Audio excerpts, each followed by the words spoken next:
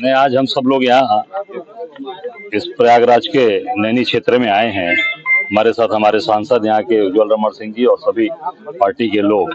जो घटना घटी है बहुत ही दुखद घटना है। बहुत ही सज्जन लोग रहे हैं। उनकी बच्चे, उनकी बिटिया, उनकी से मुलाकात हुई।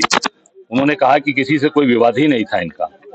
ये मृदभाषी थे। रिटायरमेंट के बाद केवल अपने आपको केवल और केवल लोगों के साथ जोड़कर रखना, समाज के साथ खड़े रहना, और जो भी ये परिवार से जुड़ा है सब लोग उनकी और उनके परिवार की तारीफ कर रहे हैं। कोई भी न किसी से विवाद, न झगड़ा, और केवल मैं समझता हूं कि उनको इस तरह से ब्रूटल मारा गया है। ये बहुत ही दुखद घटना है और हम सब लोग निंदा करते हैं। हम सब लोग इनके परिवार के साथ खड़े इस दुख की घड़ी में। पूरी कांग्रेस पार्टी, सभी लोग, हम लोग इनके साथ हैं। आपके सामने भी बातें रखी गई कि जो 20,000 रुपए की बात हुई जा रही है, विवाद में मारा गया है, ये इस पर परिवार नहीं, ये पूरी तरीके से परिवार इससे असंतुष्ट है।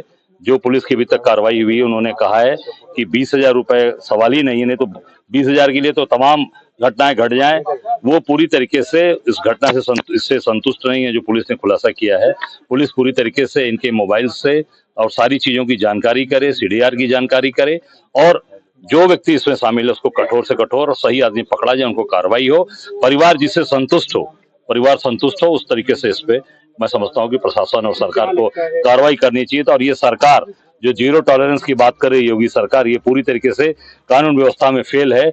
दिन का मर्डर है, दिन दहाड़े, ये 2 बजे का मर्डर है। आप सोच सकते हैं कि दिन में जब अपने घर में कोई सुरक्षित नहीं है, अब क्या हो सकता है। मैं अभी कौशाम्बी था, वहां एक बच्ची को गला काट के वहां भी मारा गया है, उसके साथ वहां पर रेप किया गया। पूरी तरीके से ये सरकार फेल है। कानून व्यवस्था नाम की कोई चीज नहीं। एक अरेल मुरादपुर में भी मोहसिन को मारा था। सरकार ने पहल की है, क्या कहेंगे? क्योंकि ये कहा जा रहा है कि जो विपक्ष है वो क्रेडिट ले रहा है। देखिए, मैं इतना ही कहना चाहूंगा कि जो आज हमारे आदरणीय राहुल जी ने जो बात उठाई थी, उस बात को सरकार को मानना पड़ा, और सरकार को निश्चित तौर से आज उस जो राहुल जी की आवाज जातीय जनगणना की बात थी उसको मानना पड़ा। और राहुल जी जिन्होंने कहा था कि हम करा कर रहेंगे, उन्होंने करा कर दिखाया। कल कानपुर वो आए थे, मैं कानपुर में था। शुभम द्विवेदी जो आज शहीद हुआ बेटा वहां पर पहलगाम में, उसके परिवार से मिले और उस परिवार को सांत्वना दी। और निश्चित तौर से उन्होंने कहा कि आतंकवाद का खात्मा होना चाहिए। इसमें पूरी सरकार के साथ पूरे विपक्ष और कांग्रेस पार्टी साथ खड़ी है। अश्विनी वैष्णव का कहना है कि राहुल गांधी हमेशा से विरोध में रहे जाति जनगणना के। अश्विन वैष्णव से पूछिए कि अनुराग ठाकुर ने पार्लियामेंट में कहा था ना कि राहुल जी के बारे में एक गलत टिप्पणी किया था, उसके बाद इनको मानना पड़ा और घुटने के बल बैठना पड़ा। और मैं इतना ही कहूंगा कि घुटने के बल दंडवत नतमस्तक होके स्वीकार करना पड़ा कि जातीय जनगणना सरकार कराएगी। सर, कर्नाटक और तेलंगाना में तो आपकी तरफ से कराया गया था जनगणना, उसके सर रिजल्ट्स को नहीं सार्वजनिक? बिल्कुल तौर से वो सारी चीजें तैयारी हो चुकी। उसी का नतीजा है, दबाव का है कि केंद्र सरकार को मानना पड़ा।